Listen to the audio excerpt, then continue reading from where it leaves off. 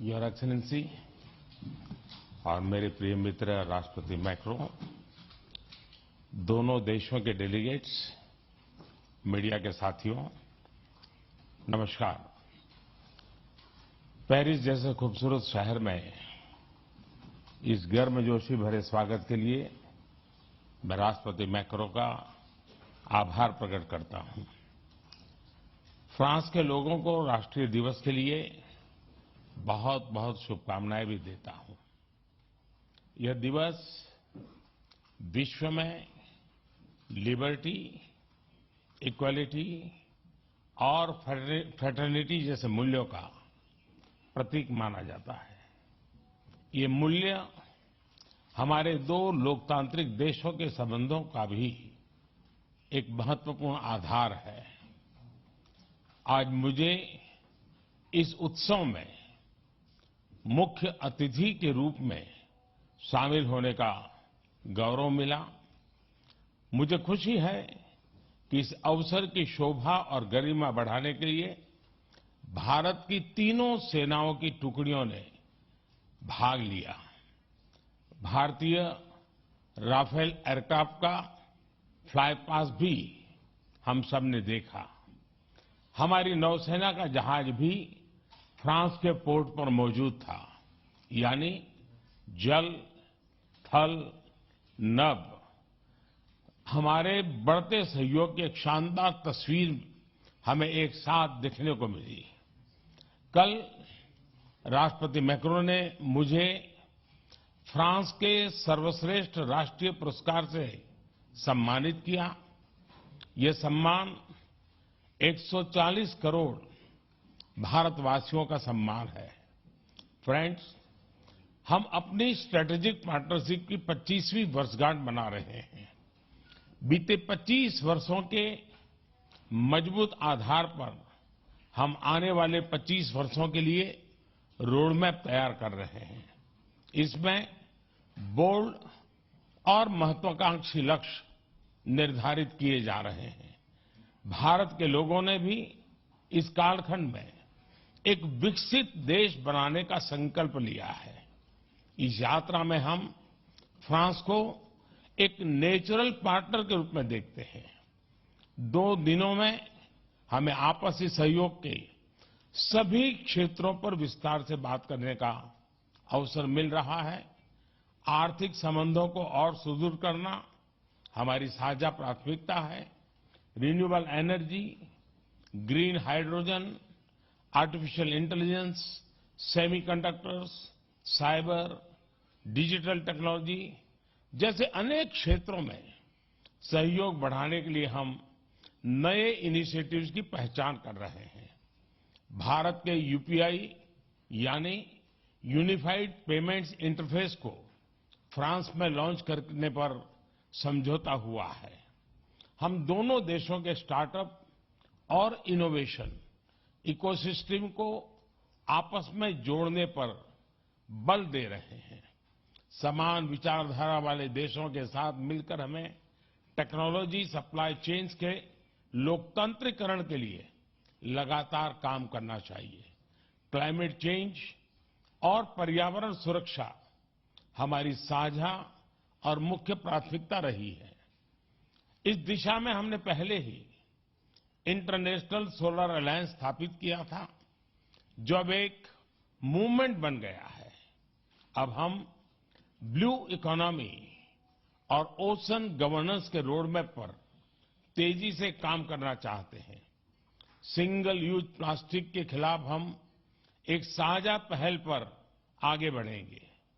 Indian oil और France की total company में एलएनजी के निर्यात के लिए जो लॉन्ग टर्म एग्रीमेंट हुआ है, मैं उसका स्वागत है।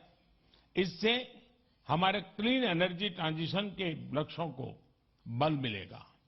अब से कुछ देर बाद हम भारत फ्रांस सीईओज फोरम में भी हिस्सा लेने वाले हैं।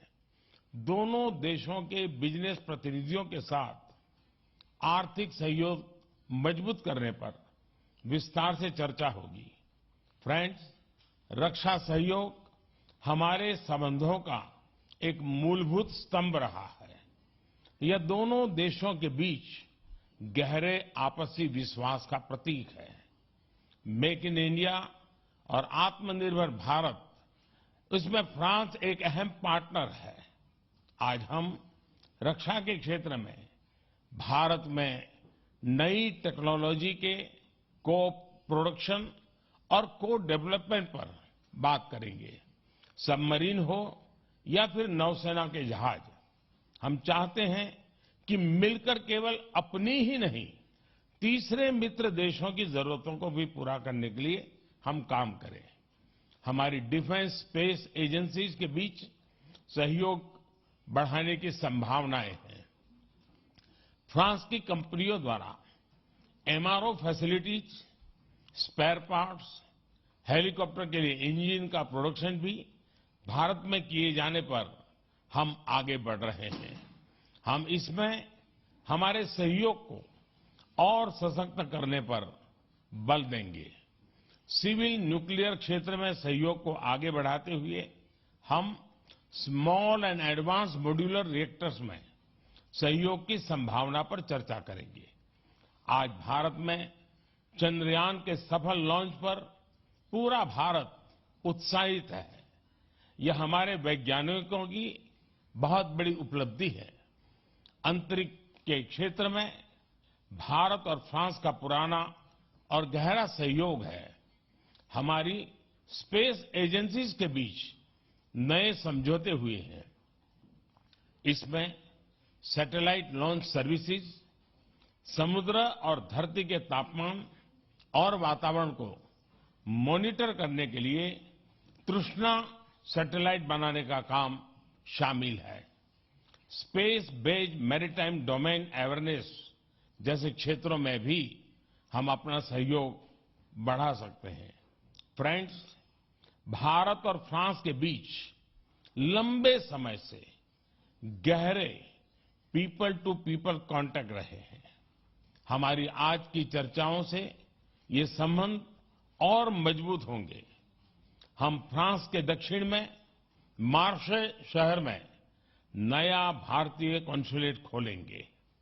फ्रांस में पढ़े हुए भारतीय मूल के लोगों के लिए लॉन्ग टर्म वीजा देने के निर्णय का हम स्वागत करते हैं।